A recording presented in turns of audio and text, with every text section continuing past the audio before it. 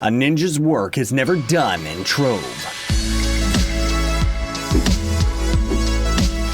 What's up, dudes and dudettes of the internet? My name's Seth, and today we're going to be taking a look at some beautiful Trove mods, some of my favorite, actually. So this one is the Dojo Master, and this one was actually designed by aTimeTraveler. That's actually his username, and it's an absolutely beautiful costume, pretty old, actually, as well, but I mean, it's a gem, you know, that was kind of hidden in the dust, where it ends up replacing the Starter Neon Ninja costume, the Shadome helmet, and then, of course, the chipped sword starting sword as well, and changes the VFX as well. So when you do your basic attack and stuff like that, it's kind of just these leaves that end up showing up, and then when you get your shurikens around you, it's kind of like Sakura leaves. So I'm going to hop into an adventure world so I can show you that right now. So the shurikens just look absolutely beautiful, don't they? Now, the normal shurikens with the costume, like, I'm pretty sure this costume was actually created before the class gem abilities were in the game,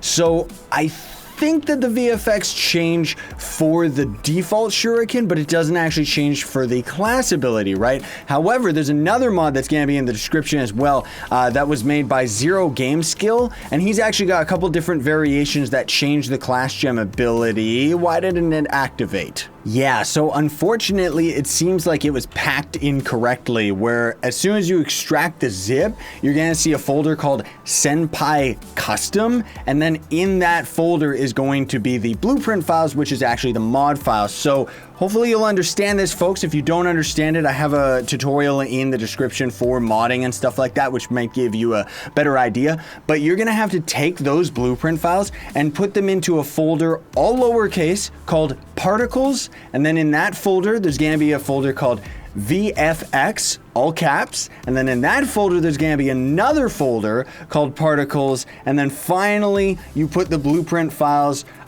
inside that last folder, or PKFX files. Never mind, they're not blueprints files. So then you go all the way back out to the last Particles folder, like the first one in the chain, and then you have to put that into a zip. It might seem like it's very, very tedious to do, but once you actually know how to mod, it's actually very, very simple. So now I'm gonna go into a world and try to show you what the VFX look like. That is what it looks like. So it changes it to a green ninja star, adds a bunch of swirling VFX around it. Of course, there are different versions. Link will be in the description for all of them. And yeah, we've got a Shogun costume to check out next. This one was created by TeeKayM and is one of my absolute favorite costumes for the Candy Barbarian. I'm sure you've seen me rocking this in videos and stuff like that, and it's just a whole lot of fun. Now, these swords are actually the Red Mist Forecast, which aren't actually part of the mod, because the ones that he has changed are the Candy Axe ones, which are right here. And even though they're very, very beautiful swords, I just personally prefer those other ones.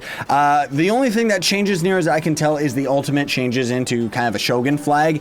There's also a dark version of this costume that kind of is like a shadow version, so you can check that out in the description as well. Very awesome mod. I was actually, just fun fact here, I was actually just thinking about, like, when I found this mod, just before I found it, I was saying, man, I want to make a samurai costume for the Candy Barbarian, just because I was doing PvP and stuff like that, right? And then suddenly I just looked and this one was right there, and it's awesome, man, like, seriously. And last but not least, created by Scarecrow with a 4 in his name, is Goku. Isn't it beautiful? There was actually a Goku mod like 50 zillion years ago. This one's kind of a more modern one, and he actually did a fantastic job, because you know exactly who the character's supposed to be, right?